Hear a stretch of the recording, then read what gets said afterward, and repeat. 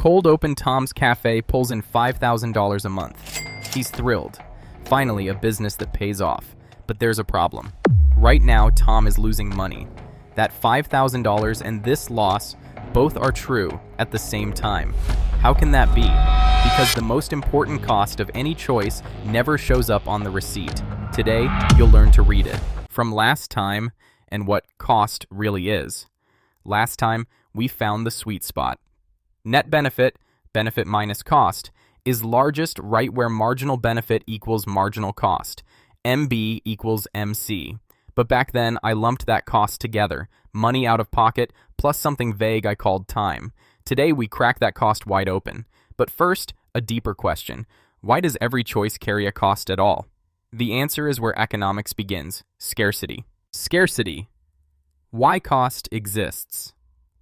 Scarcity means resources are short, relative to what we want. And the key is that word relative. Not that there is little of something in total, but that there is less than we would want. So, scarce is not the same as rare. Water is common, yet we always want more than we have. So it is scarce. 500 years ago, uranium was rare, but nobody knew what to do with it, so no one wanted it. It was not scarce. Being rare and being short are two different things. Some things are not scarce at all, so we get them for free, like air. We call those free goods. Free does not mean worthless. Without air, we would die, so the benefit is enormous. There is just so much of it that it carries no price.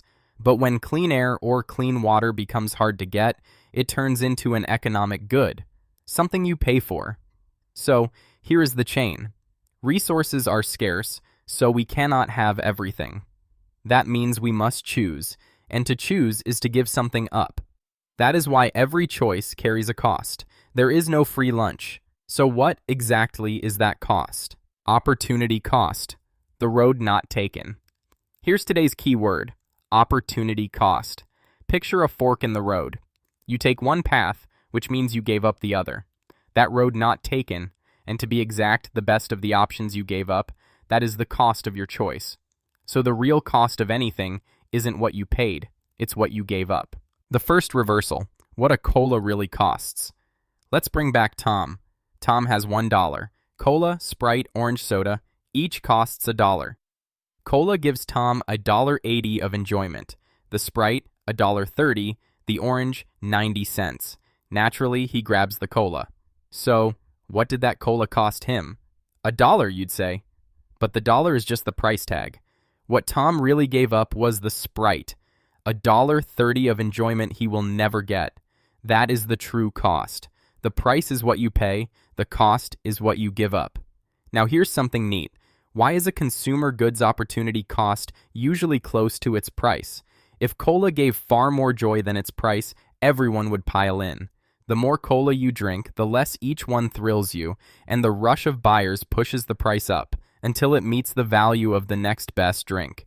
So in a competitive market, the opportunity cost of a good drifts toward its market price. The tag isn't the whole cost, but in a market, the two get close. Two pieces of a cost: explicit and implicit. So a real cost has two pieces. One is the visible money that leaves your wallet, the explicit cost. The other is the thing you gave up but never actually paid for, the implicit cost. And the biggest implicit cost, almost every time, is your time, that invisible half. That's the real star of today. Putting a number on time. The movie watch, how we put a number on time. Tom goes to a movie. The ticket is $12. That's the explicit cost. The runtime is 2 hours. That's the implicit cost. What are those 2 hours worth? Exactly what he would have done instead, at its best. Tom had two options for those 2 hours. Play basketball with friends, worth $20 to him, or pick up a 2-hour shift, earning $28. The better one is the $28 shift. So the 2 hours Tom gave up are worth $28. Added up, $12 for the ticket, plus $28 for the time he gave up. That movie didn't cost $12, it cost $40. Now one more layer. We just assumed the alternatives had no costs of their own. Real life isn't like that. Suppose that shift came with a rough customer. call it $14 of misery.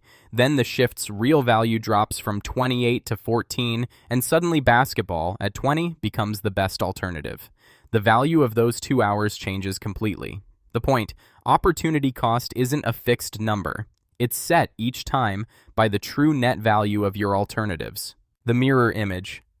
Sunk cost. Now we have to attach a crucial twin.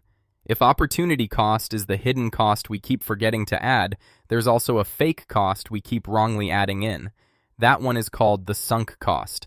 Tom makes ramen. One bowl is worth $3 to him, and it costs $1.80. $1 for ingredients, 80 cents for the time and effort. Benefit beats cost, so of course he makes it. But he spills it. The first bowl is gone. So, should Tom make a second one? Most people reason like this. I've already spent $1.80, and another $1.80 makes $3.60 total. But I only get $3 of ramen. That's a loss, so don't. Sounds reasonable, right? But it's wrong. Here's why. That spilled $1.80 is gone no matter what Tom does now. Cook a second bowl or not, he is never getting it back. A cost you can't recover is a sunk cost, and a sunk cost has to be left out of the next decision. Compare the two paths. If he doesn't cook, he's out $1.80 with nothing to eat, minus $1.80. If he cooks one more, he spends another $1.80 but eats $3 worth. So he's out just 60 cents. Both are losses. The spill already locked that in. But the only thing Tom controls now is whether that loss grows or shrinks. Cooking again makes it smaller. So he cooks. The point is this. Money already spent is not part of the decision. Look only at the new cost and the new benefit from here on. You can't catch the bus that already left. You only look at the one you can still catch. The climax. Tom's Cafe. Was it really worth it? Here's the climax. Remember, at the end of EP2, Tom became a cafe owner? Let's ask the real question. Was it actually a good deal? To answer, we start with what Tom gave up to open it. Tom used to have a steady job paying $5,000 a month, and he had $200,000 in savings that, left in the bank, would earn $500 a month in interest. He gave up both to open the cafe. So Tom's implicit cost is $5,500 a month. Now the cafe. It brings in $11,000 a month. Rent, staff, supplies, the visible, explicit costs come to $6,000. So the books show $11,000 minus $6,000, $5,000. This is the accounting profit. $5,000 in profit. Wonderful. And this is the number the whole world sees. But we are not done. We still have to subtract the $5,500 that Tom gave up. $11,000 minus $6,000 minus $5,500. That comes to minus $500. This is the economic profit. The books say Tom is up $5,000. Economics says he is down $500 a month compared to his old life. The good-looking choice was not the good choice. This is the apple and the pear from last time, all grown up. How to read economic profit. Read that economic profit like a signal. Positive means your choice beats your best alternative. Well chosen. Negative means the road not taken was better, like Tom's Cafe, worth a rethink. And exactly zero? Don't misread this one. Zero is not failure. It means your choice is doing exactly as well as the alternative. You'd be equally happy either way. Economists call that a normal profit, one number, and it tells you where you really stand. Application. Should the stand stay open? Let's work one more. The cafe was better off closed, so let's see the opposite. This time, Tom runs a small taco stand. It brings in $12,000 a month. The explicit costs, rent $2,000, staff $3,000, ingredients $2,000, come to $7,000. So the accounting profit is $5,000, same as the cafe on the books. But if Tom hadn't run the stand, the best job he could have taken would pay $3,000 a month. That's his implicit cost. $5,000 minus $3,000, an economic profit of positive $2,000. This one really does pay off. He should keep it running. Same accounting profit as the cafe, but because he gave up less, the answer flips. The same ruler. Your real decisions. I said this wasn't about coffee or movies. Watch. College. The real cost isn't just tuition. It's the 4 years of income and experience you didn't earn while you studied. That's why even a free tuition school isn't actually free. Switching jobs or starting a business, I make about what my salary was, is the accounting illusion. Subtract the steady paycheck you gave up, and you see the real result. Your time, 2 hours on a streaming binge, costs you the best thing those 2 hours could have been. And a national budget is the same. A dollar spent here is a dollar not spent there. The real cost of a dollar of defense is the school and the hospital you didn't build. Every one of them has a road not taken, with a price tag on it. Today was never really about coffee. But is this ruler always right? Here you're holding a powerful lens. The real cost is what you gave up. But let me be honest about one thing. Opportunity cost is a powerful lens. It is not a magic calculator. There are places it bends. 5 of them, quickly. 1. The road not taken is unknowable. Was that Sprite really worth $1.30? Was the shift really better than the basketball? You didn't take it, so you can't be sure. Opportunity cost is always an estimate. 2. It assumes one best alternative. When there are dozens, or they're too different to compare, you can't shrink it down to a single number. 3. Sunk cost is easy to say and hard to drop. I've already put in so much. That's loss aversion, and we lose to it even when we know better. 4. Some things won't fit on a dollar axis. The movie you watched with a friend, 2 hours with your kid, you can't swap those for a $28 shift. Like last time, some benefits just don't go on the vertical axis. And 5, a zero economic profit is not failure, and the accounting books are not a lie. Taxes, loans, the law, they all run on the visible numbers.